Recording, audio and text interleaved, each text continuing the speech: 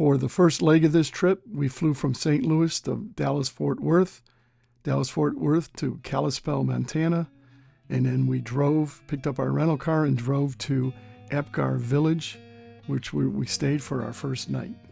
Apgar Village sits right on Lake McDonald, which has some fabulous views, as you can see, and boy, is that water crystal clear and clean. And this brochure was on the table when we got to our lodge. I guess this was our official bear warning, but then we didn't see any there. The next morning, we drove to our next hotel. We went from Apgar Village to Manning Glacier Hotel, and as you can see, there's no straight line to get there.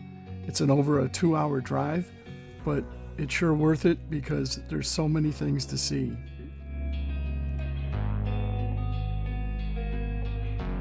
After our 2-hour plus drive, we made it to Manning Glacier Hotel, where we planned to stay for the next couple of days. Manning Glacier Hotel was constructed in 1914.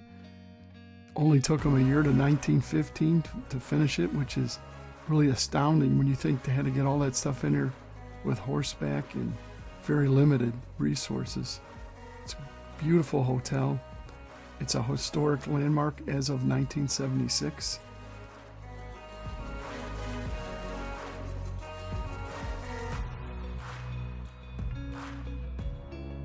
What's great about staying here is you're smack dab in the middle of everything. Glacier Glacier, the lake, all the mountains, from the back windows inside to the nice porch outside. The morning of our boat hiking trip, we woke up to snow in the mountains and about 38 degrees.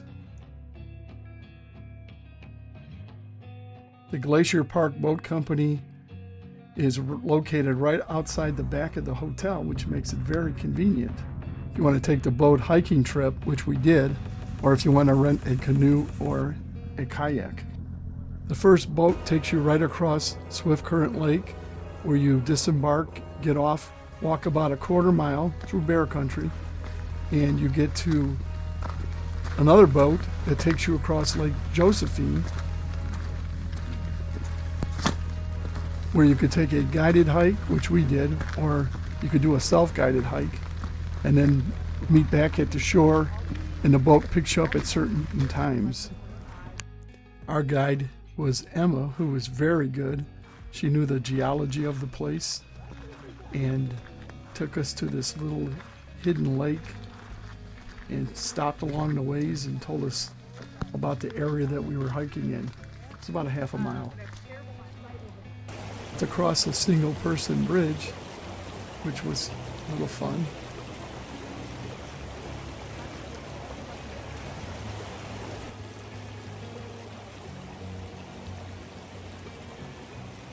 Once we reached the secluded lake, it was gorgeous. We got to spend about a 1/2 hour there before we started heading back to the boat ramp. What a view. We hiked back to our 2-boat return trip, and you could really get a good view of the Manning Glacier Hotel, how big it is and how beautiful it is from this view. All in all, it was a great trip. I recommend it. I think it was 3 to 4 hours round trip, but we really had a good time.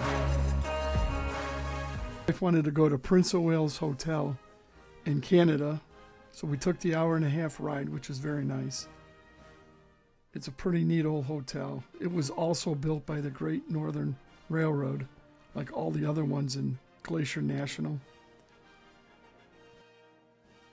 We didn't have reservations for tea, but keep in mind, if you're going to do it, you got to have your passport, and you have to download an app, which is called Arrive Canada. We'd spent about 1.5 hours there. Outside, it's got this neat brick walkway, the names and the distances of the mountain ranges around you.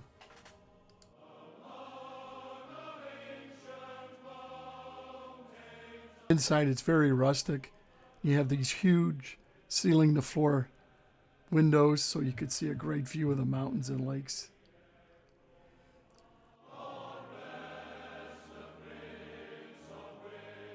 All the male staff wore kilts. Well worth it if you have the time. On our way out of Glacier National back to the airport, we did see our first bear, and yes, he did hold up traffic. And of course we stopped, videoed him a little bit. All he wanted to do was eat his breakfast. That concluded our Glacier National. On to our next leg, which is the Grand Tetons. See you on the next one. Thanks for watching.